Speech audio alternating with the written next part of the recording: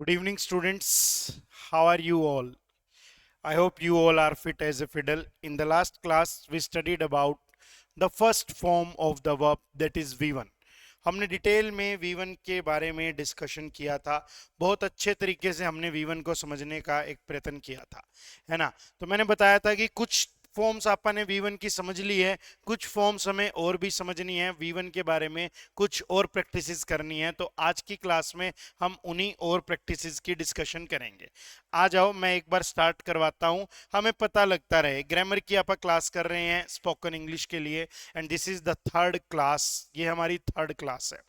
Tense के बारे में, सेंटेंस के बारे में हम इंफॉर्मेशन ले रहे हैं। तो ये हमारी थर्ड क्लास है जी इसी सीरीज के अंदर की। ठीक है जी, थर्ड क्लास है हमारी इस सीरीज के अंदर की। तो आ जाओ हम डिस्कशन हमारी आगे बढ़ाते हैं। हमने एक बात ये सीखी है, हमने V1 के बारे में यूजेस सीख लिए हैं जी। V1 के यूजेस भी हमने सीखे हैं। आज हम V2 के यूजेस सीखते हैं। V1 भी हमने पढ़ा है और हमने V1 के साथ S या ES भी पढ़ा है ना। We are learning English for spoken English. तो हमें ना ज्यादा गहराइयों में उतरने की आवश्यकता नहीं है। There is no need to know more technologies. ये जानने की ज्यादा आवश्यकता नहीं है कि V1 के पीछे SES क्यों लगाया गया है। हमें बस ये समझना है कि V1 के पीछे कभी कभी SES आता है ही शी इट नेम के साथ। ज्यादा टेक्नोलिटीज जानने की रिक्वायरमेंट ही नहीं है।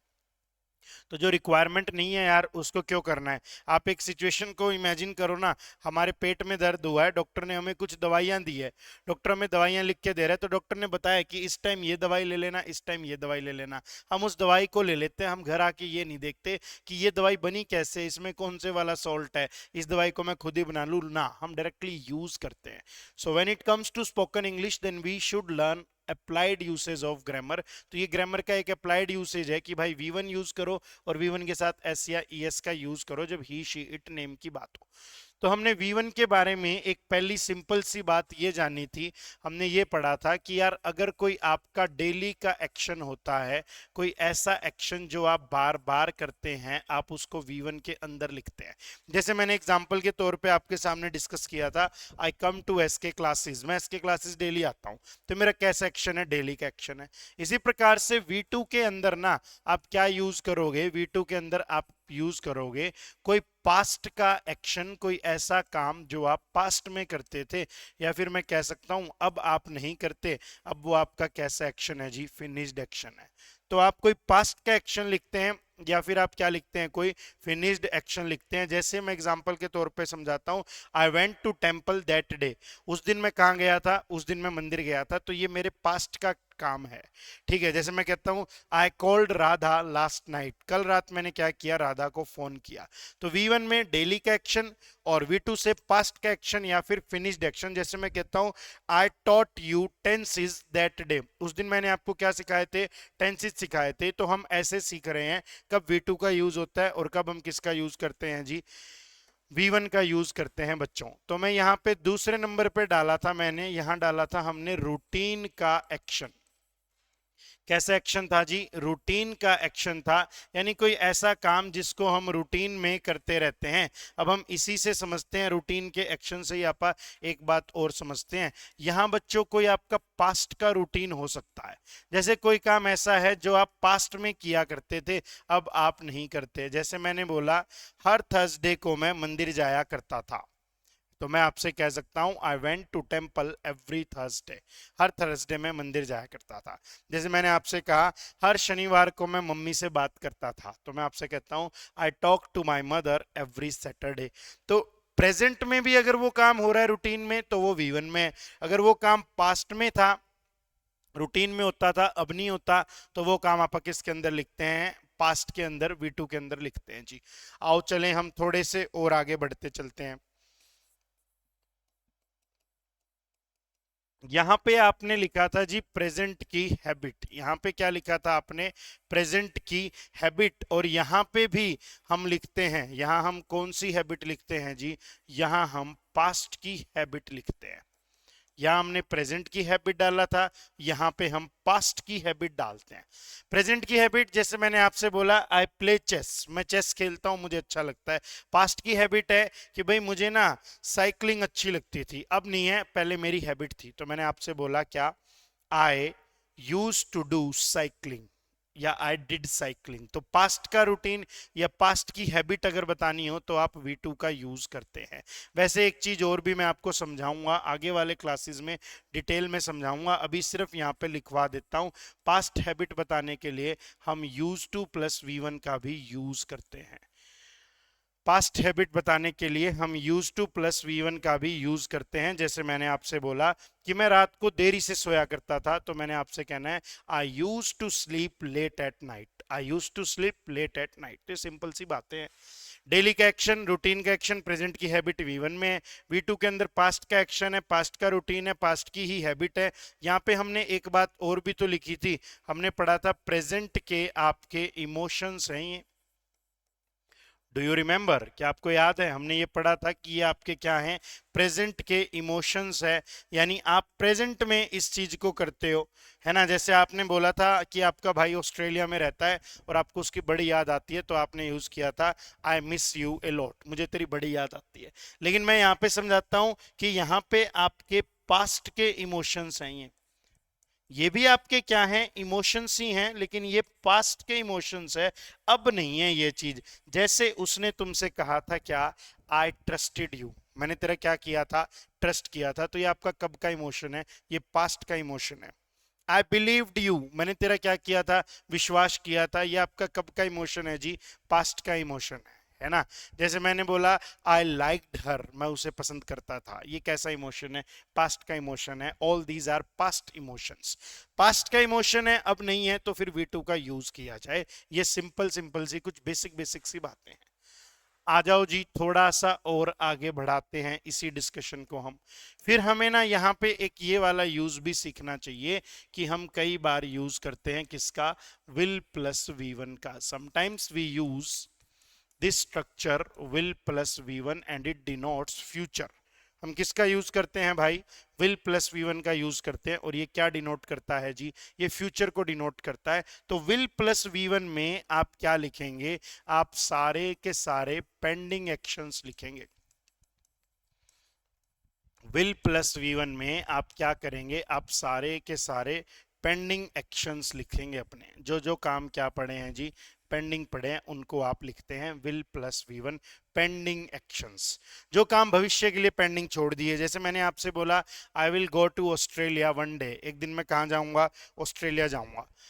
जैसे मैंने आपसे बोला कि मैं आपको शाम को फोन करता हूं, I will call you in the evening. जैसे मैंने बोला कि सोमवार को आपके पैसे दे दूंगा मैं, I will return your money on Monday. तो ये सारे के सारे काम कैसे हमारे पेंडिंग एक्शंस है, जो हमने भविष्य के लिए क्या किए हुए हैं, छोड़े हुए हैं। तो यहां तक हम बात ये पढ़ रहे थे कि सेंटेंस में दो चीजें हैं, सब्जेक्ट है, वर्ब है। सब्जेक्ट वो है जिसके बारे में हम बात करते हैं, वर्ब वो है जो सब्जेक्ट के बारे में कोई बात बताती है। फिर हमने ये भी पढ़ा था कि वह पहली बात बताती है, सब्जेक्ट की स्टेट बताती है कि सब्जेक्ट कौन है या कैसा है। दूसरा यूज अपन ने ये पढ़ा था कि जो वर्ब है वो एक्शन बताती है, सब्जेक्ट के द्वारा किया गया कोई काम। फिर हमने ये भी पढ़ा है बच्चों कि एक्शन की अलग अलग क्या एग्जिस्ट करती हैं, स्टेजेस एग्जिस्ट करती हैं। तो अलग अलग स्टेजेस बताने के लिए हम वर्ब की अलग अलग फॉर्म्स का यूज करते हैं। तो V1 में वो काम है जो काम बार बार होता है। देखो, डेली का एक्शन बार बार होता है, प्रेजेंट में कोई रूटीन है तो वो भी बार बार होता है, प्रेजेंट की हैबिट है वो भी बार बार है, प्रेजेंट के इमोशंस है वो भी बार बार है। पास्ट का एक्शन है, कोई काम पास्ट में हुआ था, पास्ट में रिपीट था, पास्ट का रूटीन था, पास्ट की हैबिट थी, या पास्ट के इमोशंस थे। और ये काम है जो भविष्य के लिए पेंडिंग पड़ा है, जो भविष्य में होगा। तो हमने ये बेसिक बेसिक सी बातें सीख ली है। In the last class, I also discussed a very beautiful concept with you, that there are two types of sentences. The first one is when you provide information to someone, and the second one is when you demand information from someone. Last class में हमने ये बात पढ़ी है कि दो प्रकार के वाक्य हैं। पहले में जब आप किसी से जानकारी कोई देते हो किसी को, दूसरा है जब आप किसी से कोई जानकारी लेते हैं। तो मैं यहाँ पे एक सेंटेंस लिखता हूँ आपके सामने, ध्यान से आपको इस बात को समझना चाहिए। मैंने यहां लिखा है आपके सामने एक सेंटेंस, दे कम हेयर। क्या लिखा है मैंने, दे कम हेयर, इसका मीनिंग है वो यहां पे आते हैं। क्या सेंटेंस है हमारा, दे कम हेयर, इसका मीनिंग क्या है, वो यहाँ पे आते हैं। आओ इसमें हम जानकारी दे रहे हैं, हम जानकारी दे रहे हैं तो हमने प्लस का यूज किया। बात किसकी हो रही है जी, दे की। तो दे क्या है, सब्जेक्ट है, कम क्या है, हमारी वर्ब है। तो हमने सेंटेंस का स्ट्रक्चर क्या बनाया है, सब्जेक्ट और वर्ब। क्या स्ट्रक्चर बनाया है जी हमने, सब्जेक्ट और वर्ब। अब आप समझिए, आपको नेगेटिव जानकारी देनी है। आपको कैसी जानकारी देनी है जी, नेगेटिव जानकारी देनी है। तो फिर आपको ऐसा सेंटेंस फ्रेम करना चाहिए, they do not come here. क्या फ्रेम करना चाहिए भाई हमें, they do not come here, वो यहाँ पे नहीं आते।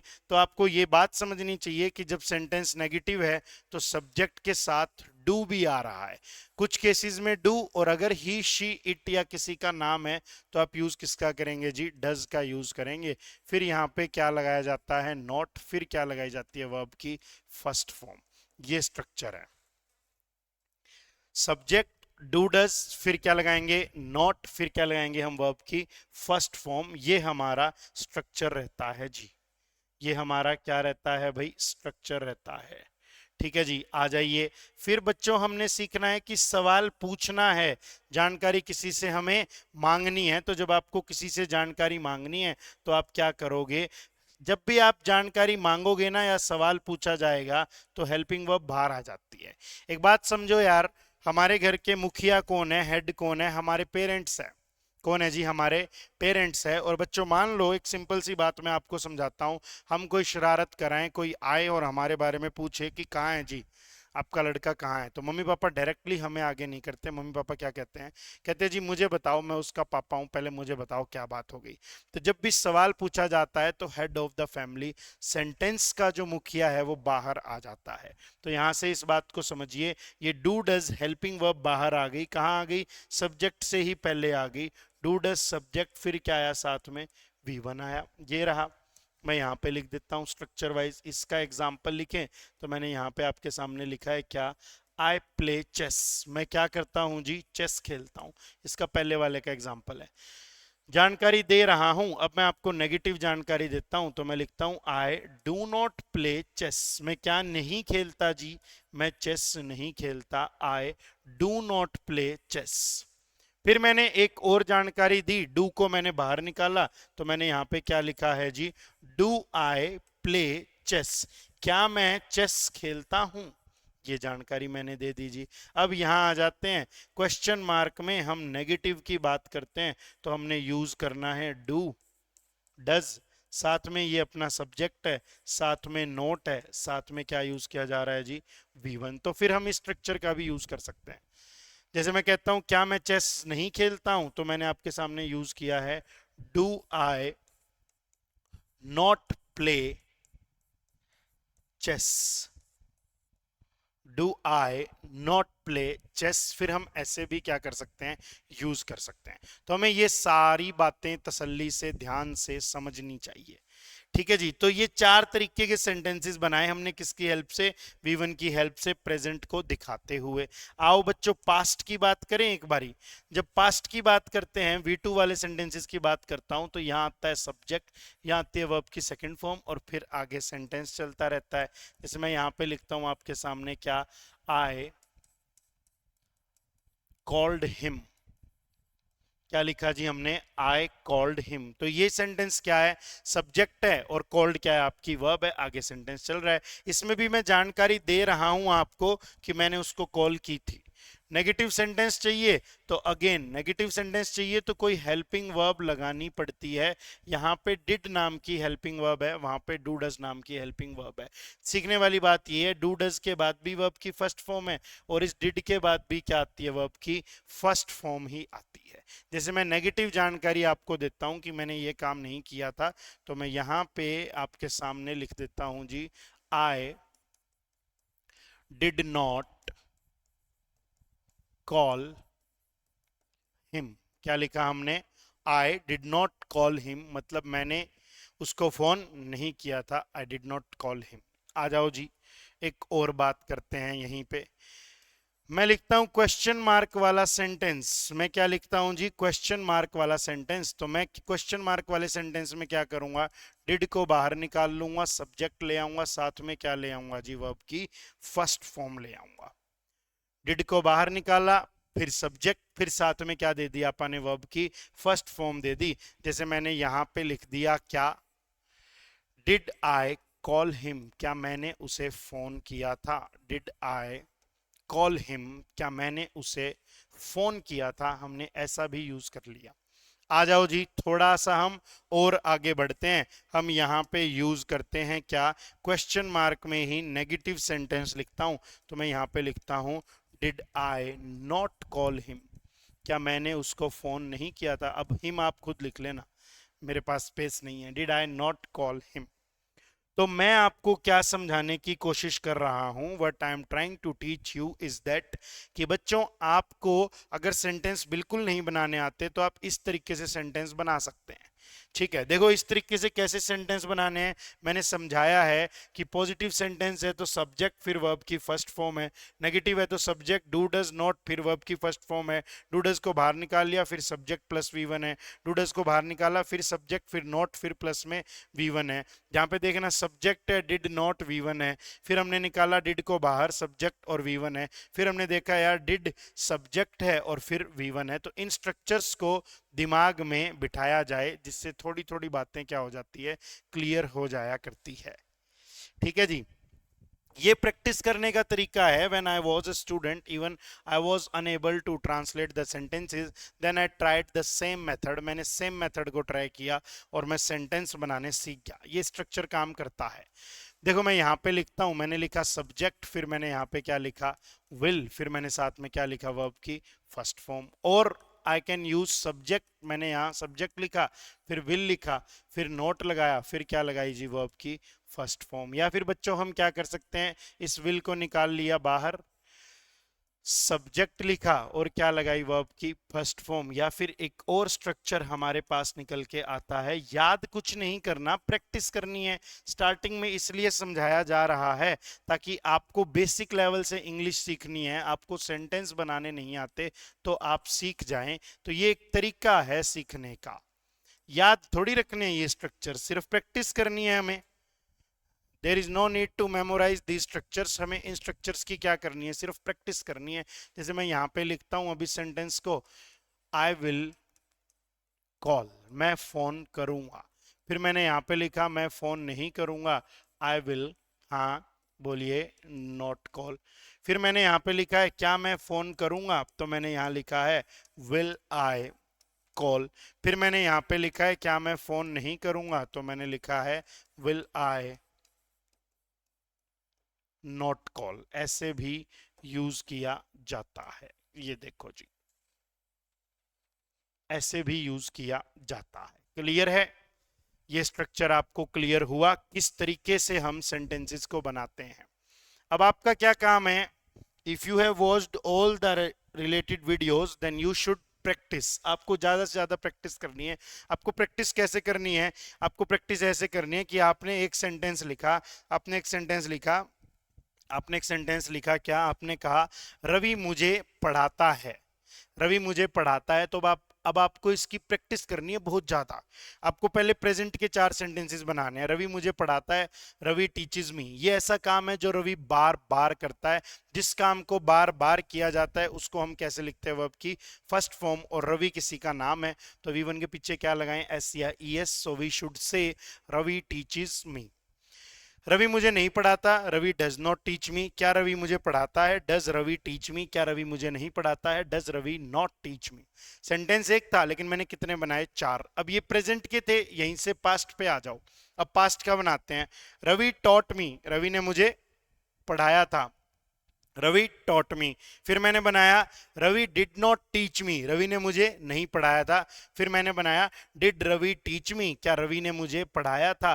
फिर मैंने एक सेंटेंस आपके लिए और बनाया, क्या? Did Ravi not teach me, क्या रवि ने मुझे नहीं पढ़ाया था। तो सेंटेंस एक है। पहले मैंने 4 प्रेजेंट के बनाए, फिर मैंने 4 पास्ट के बनाए, अब मैं 4 फ्यूचर के बनाता हूं। Ravi will teach me, Ravi will not teach me, will Ravi teach me, will Ravi not teach me. So these are the basic things that we should try if we want to produce language fluently. ये basic सी चीजें हैं जो हमें try करनी चाहिए, इनकी help से आप फ्लुएंटली इफेक्टिवली इंग्लिश बोलना सीख जाते हैं. हाँ, ये उन बच्चों के लिए है ये क्लास जिन्हें बिल्कुल सेंटेंस फ्रेमिंग आती ही नहीं, जिनका हाथ एकदम टाइट है सेंटेंस फ्रेमिंग में, ये उन बच्चों के लिए क्लास है, ये वाली क्लास स्पेशली. ट्रांसलेशंस बताइए मैंने इसमें तुमको बेसिक बेसिक से. क्लियर है? तो मेरा मानना है कि आपको यहाँ पे बात क्लियर हुई है कि कैसे आपको बातें समझनी है. ठीक है जी. तो यहाँ पे मैंने V1 भी समझाया, V2 भी समझाया, विल प्लस V1 भी समझाया. In the next class I will tell you some different exercise to practise these things. पहला तो यही है कि ट्रांसलेशंस करो, एक सेंटेंस लिखो, उसके फिर ये 12 सेंटेंस बनाओ, फिर एक सेंटेंस लिखो, फिर 12 सेंटेंस बनाओ. तो पहले तो यही प्रैक्टिस है. जब ये प्रैक्टिस कर लोगे तो नेक्स्ट क्लास में मैं आपको एक और प्रैक्टिस करवाऊंगा. भाई अभी तो हम कैसे सीखे, हम नोटबुक की हेल्प से लिखना सीख गए हैं, हम लिखना सीख गए हैं इंग्लिश को. अब हमें ये भी सीखना है कि बोलनी कैसे है. तो 2 स्टेप है, इससे आप लिखना सीख गए. फिर मैं अगले स्टेप में बताऊंगा कि इन सारी चीजों को क्विकली अपने माइंड में कैसे करना है. 1-2 प्रैक्टिसेस हैं जो मैं आपको समझाऊंगा कि कैसे आप इस चीज को फटाफट से सीख सकते हैं अपने माइंड में ये सारी चीजें करके. तो मेरा मानना है कि आज की क्लास को हम यहीं पे ख़त्म करते हैं. एक कॉन्सेप्ट हमने पढ़ लिया है. नेक्स्ट क्लास में हम वर्ब के बारे में, टेंस के बारे में कुछ और चीज़ों को पढ़ेंगे और एक प्रैक्टिस एक्सरसाइज बताऊंगा इन चीज़ों को सीखने के लिए.